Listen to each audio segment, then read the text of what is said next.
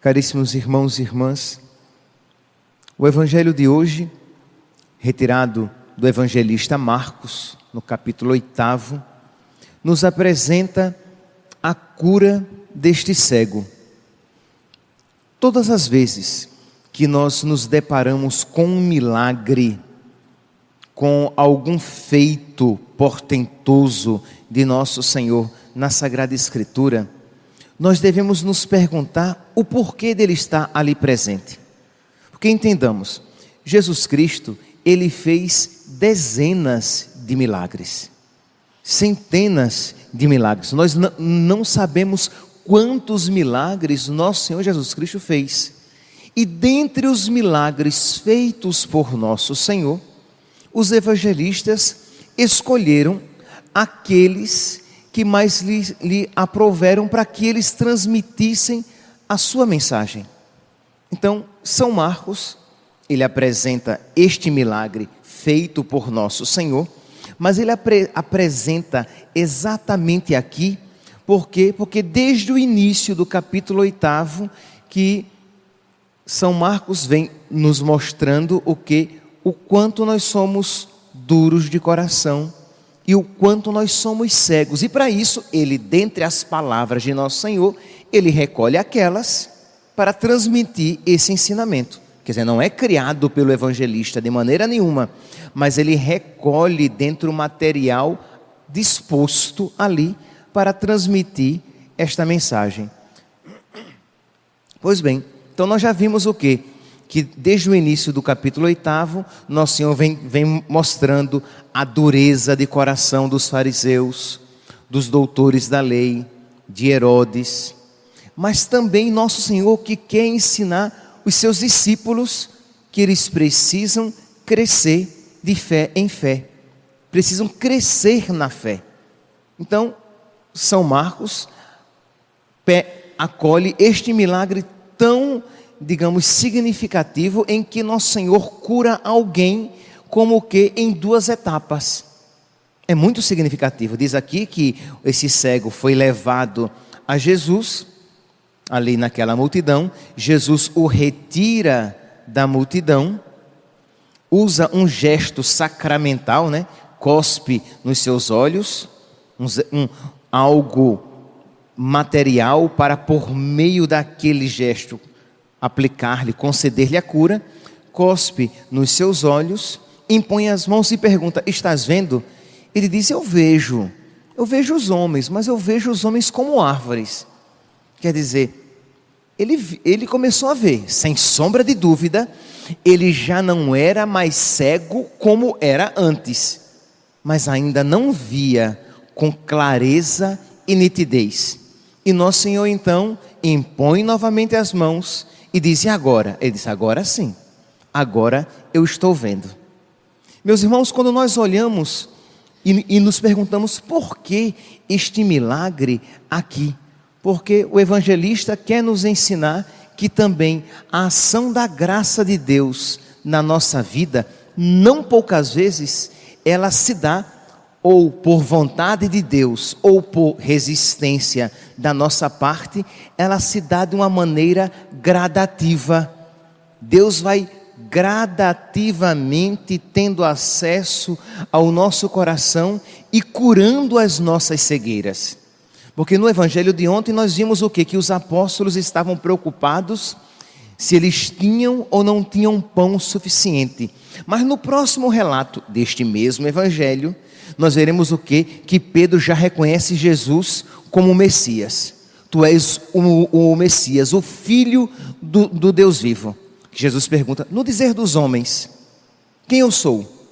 E para vós, quem eu sou? Pedro vai e diz assim: tu és o Messias. Perceberam que Pedro já cresceu na fé. Ele já tem uma compreensão maior a respeito de nosso Senhor. Ainda é perfeita? Não, porque Pedro, este mesmo que proclama que Jesus é o Messias, este mesmo que cresce, dá um passo na fé, como que é curado por Jesus numa primeira etapa, ele mesmo, quando nosso Senhor falar da missão que lhe cabe, do sofrimento, das calúnias, perseguições, dores, flagelos e morte, Pedro vai dizer o quê? Senhor, que isso não te aconteça. E Jesus vai dizer: afasta-te de mim, Satanás. Os teus pensamentos não são como os de Deus. Isto é, Pedro, que deu um passo na fé, ainda precisará progredir cada vez mais na fé, curando as suas cegueiras. Meus irmãos, quando nós então olhamos para este evangelho, nós também somos chamados, diante de toda a passagem evangélica, perguntar: e o que isso diz para mim? Que ensinamento esta passagem quer me transmitir? Com que é que eu devo voltar na minha mente e no meu coração, para a minha casa, para aplicá-lo na minha vida? Meus irmãos, que nós precisamos progredir cada vez mais na nossa fé. Que existem cegueiras no nosso coração que precisam ser curadas. É verdade que muitos aqui, se não todos, temos fé. Assim como Pedro, logo depois deste evento, Pedro terá a sua cegueira curada. Pedro vai ver em Jesus o Messias, o Salvador, o enviado de Deus. Isto é, aquela cegueira foi curada. Pedro estava tendo fé, mas ele precisava ainda crescer muito mais na sua fé. Existiam ainda muitas cegueiras no seu coração que o impediam de contemplar Deus, de compreender Deus e de compreender o agir de Deus na sua vida. Quando Jesus Cristo começou a falar de sofrimento, ele não viu ali nenhum sinal de Deus. Que isto não te aconteça. Quando Jesus Cristo for crucificado, ele não verá ali nenhum sinal de Deus, ele vai fugir. Perceberam que existirão etapas na vida, aqui eu estou dando o exemplo de Pedro, que se aplica aos apóstolos, que eles vão precisar ter aquela cegueira curada e crescer no conhecimento de Deus. Nós precisamos olhar para a nossa vida e dizer com toda sinceridade: meu Deus, existem tantas cegueiras ainda em mim. Nós cremos em Jesus, como Pedro cria em Jesus, mas muito de Jesus faltava a ser crido. Nós cremos em Jesus, nós cremos na Eucaristia, mas nós ainda somos cegos a Jesus na Eucaristia. Nós ainda não cremos em Jesus na Eucaristia com todo o nosso coração e com toda a capacidade que Deus nos deu, em todo o poder do Espírito Santo. Nós ainda temos muita cegueira diante de Jesus na Eucaristia, na nossa vida, no nosso dia a dia. Existe ainda muita incapacidade nossa de perceber os sinais de Deus na nossa vida, cegueira espiritual. Isto é, passamos o dia transcorre e nós não percebemos palavras de Deus no nosso dia a dia, ensinamentos de nosso Senhor. Meus irmãos, nós não precisamos ver, mas por fé nós sabemos que todos temos um anjo da guarda. E não pensem vocês que o nosso anjo da guarda está calado o tempo todo do nosso lado. Está falando ao nosso coração, está falando palavras de Deus, está nos ensinando diante dos acontecimentos da nossa vida. Só que muitas vezes nós somos cegos, nós não vemos o quanto Deus estava batalhando conosco e por nós no nosso dia a dia, mas nós estamos entretidos em tantas coisas e dispersos em tantas coisas que não vemos a ação de Deus e os seus sinais. Meus irmãos, existe uma cegueira em nós, por exemplo, de toda a realidade espiritual. Não pensemos nós que o que mais existe é isto que nós chamamos de realidade, esta realidade material. Existe todo um mundo espiritual que nós não vemos e que nós caminhamos como se ele não existisse. Só quando algo extraordinário acontece que desperta no nosso coração aquela consciência de que existe um mundo espiritual. Então nós precisamos pedir a Deus cada vez mais que Ele vá curando esta cegueira gradativamente. Da mesma maneira como este cego foi curado em 2 etapas, nós talvez sejamos curados em várias etapas da nossa vida, mas nos tornaremos homens e mulheres cada vez mais de visão, que veem as coisas a partir de Deus, que em cada decepção, tristeza, provação, doença, vê a mão de Deus, que quer me ensinar algo, que quer me unir mais a Ele, de modo que o nosso coração não se desespera quando vê uma vitória, algo muito bom que nos vem, uma consolação que nos é oferecida. O nosso coração recebe aquilo como que de Deus, porque é de Deus mesmo que nós recebemos.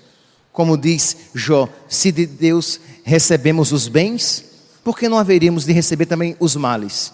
Se de Deus recebemos os presentes, os consolos, por que não receberemos dele também as provações e os ensinamentos dolorosos? Mas receber dele, de modo que o nosso coração, mesmo que no sofrimento, vai encontrar paz, porque eu estou nas mãos de Deus. E quando receber as graças, receberei não como sorte, como um acaso, mas recebi isto por graça de Deus. É Deus quem tem cuidado de mim.